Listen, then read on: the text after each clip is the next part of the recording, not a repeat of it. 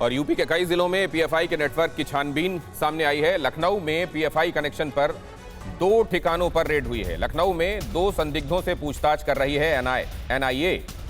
UP के बहराइच और बाराबंकी में भी एटीएस की रेड।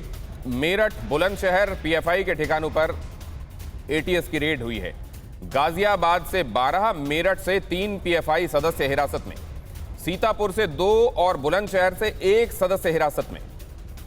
सवाल यही है डीजीपी विक्रम सिंह साहब, एक बार फिर से इस बात को लेकर आपके सामने आता हूं, ये 2 बातें क्यों देखने को मिल रही हैं इतना लेट? मतलब इसको इतना फल फूल जाने क्यों दिया गया? अब इतनी मेहनत एक्सरसाइज करनी पड़ रही है। और दूसरे ये कि इसको समेटने में आपको क्या लगता है कितनी कामयाबी मिलेगी? दिनेश जी, मैं समझ नहीं पाया कि मुख्तार अब्बास नकवी साहब का जो बयान है उसको मैं कैसे लूं। आप देख रहे हैं कितने साल से ये गमले में उगने वाला मामूली सा पौधा एक बरगद का पेड़ बन गया और हम मूक दर्शक क्यों बने रहे? ये माना कि कुछ राज्यों की अपनी राजनीतिक अनिवार्यता थी कि वोट राजधर्म नहीं, वोट धर्म के आधार पर उन्होंने ऐसे संगठनों को फलने फूलने दिया। यह भी सही है कि इनके पास सैकड़ों करोड़ की धनराशि आती रहती थी और इन्होंने जो ज़कात की धनराशि है उसका दुरुपयोग किया, यतीमों और बेवाओं की खिदमत में न लगा करके अपने उल्लू सीधा करने में लगाया और इन्होंने गुमराह किया हमारे मुसलमान भाई बहनों को। हमारे बीच में दरार पैदा करने की कोशिश की मुसलमान भाइयों में, हिंदू भाइयों में, राष्ट्र विरोधी। ये तो चीज दिनेश जी सबसे पहले डे 1 को जो सिखलाई होती है इंटेलिजेंस एजेंसीज की, पहले दिन इनको नेस्तनाबूद करके, जिसको कहते हैं कि काट करके जड़ में मट्ठा लग जाना चाहिए था। क्यों नहीं लगा, यही एक प्रश्न है जो कि मौलाना साहब ने भी पूछा था।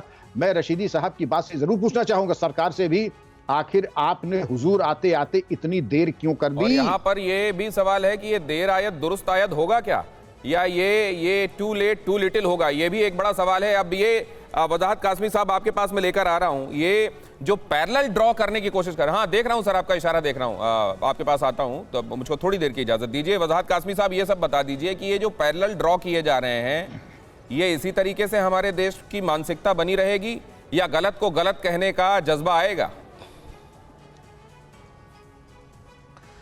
देखिए, मैं थोड़ा सा इसमें 30 सेकंड ज़्यादा लूँगा दिनेश भाई, कि पीएफआई एक मानसिकता है और पीएफआई एक सोच है, और सिमी के बाद ये नाम बदल करके इन्होंने पीएफआई कर लिया और उस अपनी जो इनकी थॉट्स थी उसको आगे बढ़ाया। और पीएफआई बैन भी हो जाएगी, लेकिन अगर इनके ऊपर कड़ी कार्रवाई नहीं हुई और इनको सजा नहीं दिलाई सरकार ने खड़े होकर के खुद कोर्ट में, तो ये समझ लीजिएगा कि ये नाम बदल करके कल को फिर आ जाएंगे। और रही बात, जैसे विक्रम भाई भी कह रहे थे और साजिद भाई ने भी, दोनों ने ये बात रखी है कि ये लेट क्यों हो रहे हैं, ये बताइए। मैं पहले भी कह रहा था अपनी बात कि ये जमहूरी मुल्क है। 11 साल में विक्रम भाई पूरे देश में देख लिया है, तो ये कभी सिमी के रूप में दिखाई देगी, कभी पीएफआई के रूप में दिखाई देगी। फिर दिनेश भाई प्लीज मेरी बात पूरी होने दीजिए। कुछ कह रहे हैं, डेप्यूटी सीएम हैं उत्तर प्रदेश के, उनकी बात सुनकर मैं एक बार आता हूं ना आपके पास, दोबारा आता हूं। पूरी प्रदेश में सतर्कता बढ़ा दी गई है, लोग सर्विलांस में हैं। हम किसी भी स्थिति में उत्तर प्रदेश में गैरकानूनी गतिविधियों को अनुमति नहीं देंगे, हम कड़ी कार्रवाई करेंगे। उसी के तहत लगातार कार्रवाई चल रही है। स्पष्ट रूप से अभी ये तो जांच का विषय है, लेकिन ये बता दें कि उत्तर प्रदेश में कानून के सिवाय कुछ नहीं चलने वाला है। जो भी व्यक्ति कानून हाथ में लेगा, हम कड़ी कार्रवाई करेंगे। साजिद साहब से वादा किया था, उनके पास जाना है। वजाहत साहब, अगले 30 सेकंड में अपनी बात पूरी कीजिए प्लीज। हाँ, 30 सेकंड। मैं ये कह रहा हूं कि 11 साल पहले तो एजेंसियां जानती थी, विक्रम भाई जानते थे, लेकिन 11 साल में पूरे देश ने देख लिया। उसके बावजूद आज भी एक बड़ा तबका, साजिद भाई जैसे लोग इनके वकील बने हुए हैं। और ये पहले, अगर इससे पहले कुछ किया जाता तो ये कहते मुस्लिम संगठनों को जीने नहीं देते। एक बात मुझे और बहुत महत्वपूर्ण ये करनी है कि इतने देश में मुस्लिम संगठन है, सैकड़ों और हजारों संगठन है, लेकिन किसी संगठन पर कोई कार्रवाई नहीं। पीएफआई पर कार्रवाई इसलिए कि ये देश विरोधी है, आतंकवादी इतने सारे संगठन है, पीएफआई पर कार्रवाई इसलिए क्योंकि सब्सटेंशियल चीजें एनआईए के हाथ लगी हैं। अब जरा ऑल इंडिया इमाम संघ का इसमें हम ले लेते हैं रिएक्शन। कहिए साजिद साहब, कहिए। दिनेश भाई 2-3 बातें बताता हूं मैं। इसी अखबार में लिखा है कि सरकार इस पर पाबंदी लगाने के मूड में नहीं है, बल्कि इसकी सरगर्मियों को ख़त्म करना चाहती है और इसके पास जो माल आ रहा है बाहर से उसको रोकना चाहती है। ये सरकारी ज़राए की खबर मैं आपको बता रहा हूँ, इसी अखबार की खबर है ये भी। दूसरी बात, 2-3 चेहरे दिखाता हूँ मैं आपको। एक चेहरा तो ये है कि मदरसों के अंदर सर्वे चल रहा है यूपी के अंदर, और ये बताया जा रहा है कि हम इनकी एक्टिविटी देखना चाहते हैं हम देखना चाहते हैं कि वक्फ बोर्डों की ज़मीन क्या है, किस तरह है, कहीं नाजायज़ कब्जा तो नहीं है। और एक तरफ मोहन भागवत दिल्ली के अंदर एक ऐसी मस्जिद में जाते हैं जो नाजायज़ काबिज बैठा हुआ है, एक ऐसे मदरसे में जाते हैं जो वक्फ बोर्ड पर नाजायज़ बना हुआ है, वक्फ बोर्ड की ज़मीन पर कब्जा किए हुए है। तो मोहन भागवत क्या है और यूपी सरकार क्या है, इनका दोहरा चरित्र मैं आपको बताना चाहता हूँ। दूसरी बात ये, यशवंत शिंदे की रिपोर्ट को इतना नज़ीर आप एक लिया साथ जा दे रहा रहे है, हैं। वो आदमी आरएसएस का मेंबर रहा है। सीधे सीधे बताइए कि पीएफआई की गतिविधियां काबिले एतबार हैं कि नहीं है, और लोगों को उससे दूरी रखना चाहिए कि नहीं रखना चाहिए, सीधा सीधा ये बताइए आप। मैंने शुरू में कहा कि मैं उसका प्रवक्ता नहीं हूं, लेकिन उसकी कुछ अच्छी बातें, आप केरल में जाइए, उसने मुसलमानों के लिए स्कूल्स खोले हैं, कॉलेजेस खोले हैं, वो स्कॉलरशिप देते हैं, वो बेवाओं को पेंशन देते हैं। ऐसे ही आरएसएस भी है। तो मैं अगर 4 काम अच्छे करूं और 6 काम खराब, तो मुझे लाइसेंस मिल जाना चाहिए क्या? सुनिए, अरे दिनेश भाई मुझे बताइए, जब मैं आरएसएस से तुलना कर रहा हूं, आप इसको सीरियस क्यों नहीं ले रहे हैं? नहीं, आप ये कह रहे हैं कि जिस पर नहीं, आप ये बोलिए, मुझे 2014 से पहले भी आरएसएस था नहीं था?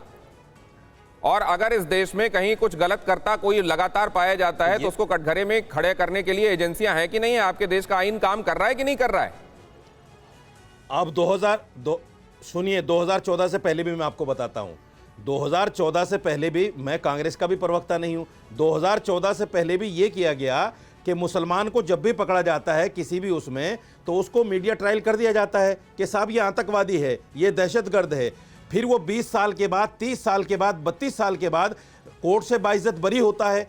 ना तो विक्रम सिंह जी कहेंगे कि उसको कंपनसेशन मिलना चाहिए, ऐसे ऐसी 2-3 नज़ीरें बता दीजिए जिसको लेकर मैं विक्रम सिंह साहब के पास जाऊं। बात कर दी, ऐसे 2-3 नाम बताइए जो 22 साल अंदर रह के बेगुनाह छूट गए। हमारे देश की ही एजेंसी, 1-2 लोग नहीं है, मैं पूरी 50-60 दो नाम मैं आपसे कह रहा हूं, 50-60 में से सिर्फ 2 नाम। मैं आपको 50-60 लोगों की, सिर्फ 50-60 में से 2 नाम मैं आपसे कह रहा हूं। फहरिस्त दे सकता हूं, 1-2 नाम नहीं है। अरे 2 नाम तो बता दीजिए उदाहरण के साथ।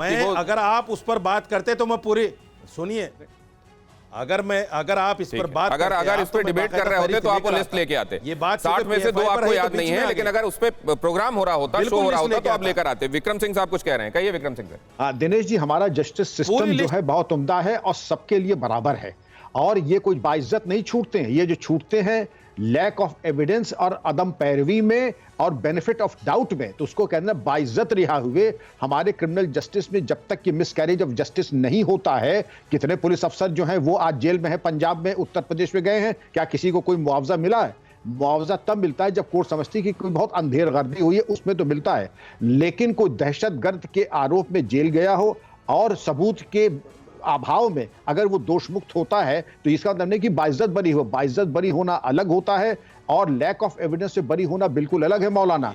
और उसमें आप उम्मीद करें कि देश उनको देगा और बाइज्जत नहीं, बिल्कुल नहीं मिलेगा। उसमें कोई उसका हक भी नहीं बनता है। हम तो कहेंगे ऐसे केसेस में स्टेट को अपील जाना चाहिए, दोबारा इस पे चार्ज बनने चाहिए और एक्विटल के खिलाफ जाना चाहिए। ये तो जैसे इनमें स्टेट ने चूक किया है, 2011 से लेकर अब तक हाथ पे हाथ धरे बैठे थे हर टेररिस्ट। विक्रम सिंह सर, एक लेकिन वजाहत सर ने एक बड़ी महत्वपूर्ण बात उठाई कि एक मानसिकता है, ये कभी सिमी के तौर पर सामने आती है, कभी पीएफआई के तौर पर सामने आती है। मानसिकता का क्या होगा? संगठन और संगठनों के नाम बदलते रहेंगे, इस मानसिकता को, इस तरीके की सोच को कैसे कर्ब किया जाएगा सर? उसको ऐसे कर किया जाएगा कि bring out the killer instinct अपने अंदर। वो जो तौर तरीका है कि एक एक आदमी जो टीम बदल लेता है, कि पहले आप सिमी को बैन किया, इंडियन मुजाहिदीन में आए, इंडियन मुजाहिदीन से आ गए, इसमें पीएफआई में आ गया, तो कल 4 ऑर्गेनाइजेशन ऑलरेडी तैयार है। दिनेश जी, करना ये चाहिए, एक एक आदमी जो उनके सदस्य उनको चिन्हित बायोमेट्रिक्स, पैन कार्ड, आधार कार्ड और उनके जैसे वल्दियत, सुकूनत, जरिया आमदनी हिस्ट्री शीट बनती है ना, ये आदमी किसी भी ऑर्गेनाइजेशन जाए, हम आदमी को चिन्हित कर लेंगे कि अगर एक टीम में बैन है तो किसी टीम में दुनिया के नहीं खेल पाएगा आज के बाद। ये पुलिस करती यही है, हमारे तौर तरीके, रिवायत यही है, क्योंकि हिस्ट्री शीट जब बनती है मरने के बाद बंद होती है वो, और जब तक वो जिंदा है पुलिस हर 15वें दिन अंधेरे उजाले में जाके उसकी खैरियत लेते हैं। नहीं तो ये यहाँ तो साजिद भाई का जो नजरिया लग रहा है वो ये लग रहा है, साजिद सर आपका नजरिया तो मुझे ये लग रहा है कि आप ये कहेंगे कि इनमें दोषी जो पाए गए उन्होंने गुनाह कर दिया होगा, लेकिन पीएफआई के दूसरे काम तो बहुत अच्छे हैं, उन्होंने कई राज्यों में बहुत अच्छे काम किए हैं, उनके अच्छे कामों की सराहना होनी चाहिए। नहीं होनी चाहिए क्या बताओ? मैं आरएसएस की भी सराहना कर रहा हूं। मैं कह रहा हूं आरएसएस ने स्कूल खोले हुए, उसमें मुस्लिम बच्चे भी पढ़ते हैं, मैं तो आरएसएस की भी सराहना कर रहा हूं। लेकिन दूसरी तरफ ये भी कह रहा हूं कि जिस तरह शिविर इनके चलते थे पीएफआई के, ऐसे ही आरएसएस के भी चल रहे हैं। कहीं ऐसा ही तो, यशवंत सिन्हा ने खुलासा किया है, कहीं यही तो खातिर और में देश नहीं के ला रही है बहुत बड़े गवर्नमेंट। चैनल ने खुलासा किया था। सर कहीं कहीं जो गवर्नमेंट और एजेंसियां यही तो नहीं सोच रही हैं कि कुछ अच्छा भी किया इसलिए बैन मत करो, सिर्फ ये देखो कि जहां जहां गलत हो रहा है उसको रोक दो। नहीं, इसका क्या मतलब हुआ कि अगर अच्छा किया है तो बैन मत करो और बुरा किया है तो बैन करो? इसका क्या मतलब हुआ भाई? ये तो कोई बात नहीं हुई। नहीं, अच्छे काम भी कर रहे हैं अगर तो कोई फिर आदमी फिर संगठन को देशद्रोह बैन क्यों करो? है, आपने बात उसको कही तो थी ना नहीं, कि नहीं, बैन, आपने कहा कि अच्छे काम अरे भी कर रहे हैं वो, अगर अच्छे काम कर रहे हैं तो संगठन को बैन क्यों करो? उसके आड़ में जो लोग गलत काम कर रहे हैं उनको रोक दो। नहीं, जो अच्छे काम कर रहे हैं, अगर कोई संगठन अच्छा काम कर रहा है तो उस पर बैन नहीं लगेगा। लेकिन अगर कोई आदमी अच्छा भी है उसमें, उसको भी ये सोचकर कि ये पीएफआई का सरकर्दा आदमी है, तो उसको भी पकड़ लोगे आप? ये कैसे पता चलेगा कि वो अच्छा है या गलत है? आप तो डिफरेंशिएट कर ही ले रहे हैं। जब आप डिफरेंशिएट कर ले रहे हैं कि केरल में अच्छा काम हुआ है, यहां गलत है, तो सरकार के पास तो जरिए हैं डिफरेंशिएट करने के कि कहां गलत है कहां अच्छा हो रहा है। आप भी तो कीजिए मेरे भाई, आप पत्रकार हैं। नहीं, मैं पत्रकार हूं, लेकिन मेरे हाथ में राइट्स नहीं है ना। पत्रकार हैं, मुझे कार्रवाई करने के राइट्स नहीं है, सरकार पे कार्रवाई करने के राइट्स हैं। मेरे तो वो ये देख, हाँ आपके पास भी नहीं है, लेकिन आपने ये डिफरेंशिएट तो कर लिया ना कि वो अच्छा काम कहां कर रही है, बुरा काम कहां कर रहे हैं। केरल में अच्छा काम हो रहा है आपने बताया, तो सरकार भी देख ले रही होगी कि इनमें कौन अच्छा है कौन बुरा है। मैं तो इंसाफ का अब जरा वजाहत साहब से मैं ये नजरिया ले लेता हूं, बैन क्यों नहीं किया जा रहा है वजाहत साहब? इतनी सारी चीजें सामने आ गई तो बैन ही कर दो।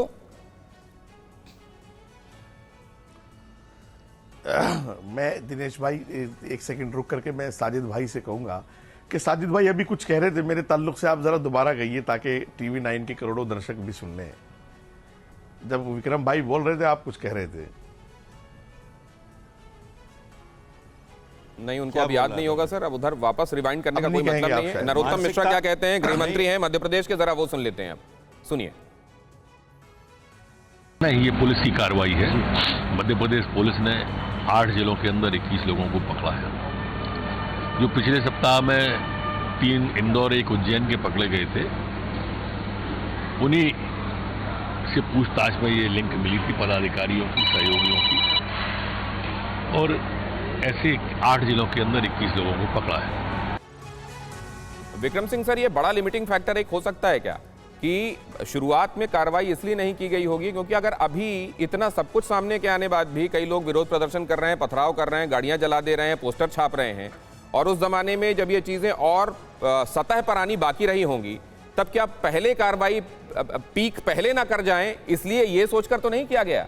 और आज जब सब चीजें पुख्ता हैं, लोगों के सामने रखी जा सकती हैं और बचने के बहुत तरीके नहीं है, तब ये कार्रवाई की जा रही हो, चीजों के मैच्योर हो जाने के बाद, ये भी मुमकिन है क्या? देखिए, ये बहुत कुछ मुमकिन है और आपके सामने वो अंधेर कट रहा है। और मैं मौलाना साहब की इत्तला के लिए अर्ज करना चाहूंगा कि कितने डकैत हैं, माधव सिंह, मोहर सिंह, मलखान सिंह, जो डकैती तो डालते हैं लेकिन बेवाओं को दे देते हैं धनराशि, मंदिर बनवा देते हैं, यतीमों की खिदमत कर लेते हैं। तो क्या उनकी डकैती के ऊपर माफीनामा होना चाहिए? हरगिज नहीं। यही तरीका है, लाकानूनियत अगर की है तो उसका प्रसाद होना चाहिए था। और यही शासन प्रशासन को भी दिनेश जी ये होना चाहिए था।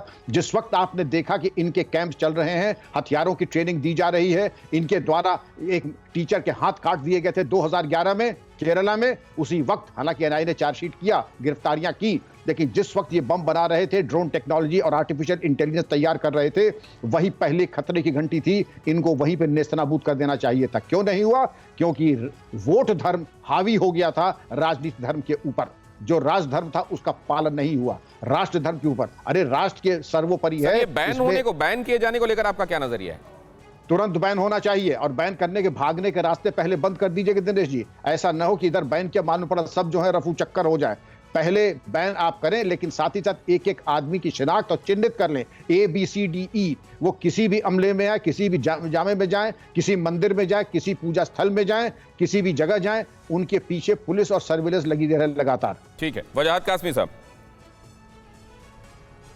दिनेश भाई देखिए भाई, इसमें पीएफआई जल्दी से सर, मेरे पास बिल्कुल लिमिटेड वक्त है सर। पीएफआई की SD, हाँ एसडीपीआई है, इमाम्स काउंसिल है, इन सभी को ही बल्कि पूरी पीएफआई को बैन करके और आइंदा ये किसी संगठन में ना जाए और इनकी मानसिकता पर कैसे रोक लगे, सरकार को इस पर कदम उठाना चाहिए। हम लग सकती है मानसिकता पे रोक और तमाम एजेंसियों के और स्पेशली या चेहरे बदलते रहेंगे, इन्होंने लॉ एंड ऑर्डर का ख्याल रखा है।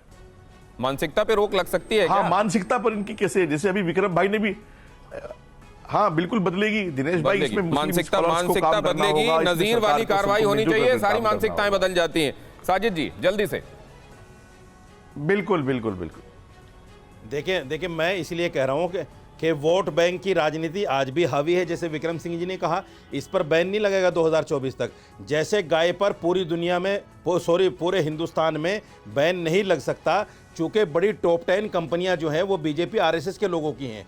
इसीलिए जो है इसी तरीके की राजनीति ये बीजेपी के लोग कर रहे हैं, क्योंकि इनको वोट बैंक चाहिए। इनको काम नहीं करना है, इनको हिंदुओं के लिए काम नहीं करना है, मुसलमानों को डरा के आपके मुताबिक ये छापे ना मारे जाते तो बेहतर होता। साजिद साहब, ये छापेमारी ना होती तो बेहतर होता। फिर आप ना कहते ये सब। बैन क्यों नहीं करते? बैन क्यों नहीं करते? अरे ये किया तो वो नहीं करते और वो किया तो वो भी क्यों नहीं कर देते? शुरुआत हुई है, इसको कहीं आप वेलकम कहेंगे, कहीं आप कहेंगे चलिए कुछ तो शुरू हुआ। बहुत धन्यवाद करता हूं आप सभी मेहमानों का मेरे साथ चर्चा में जुड़ने के लिए। नजरिए का फर्क है क्या, ये भी एक बड़ा सवाल है।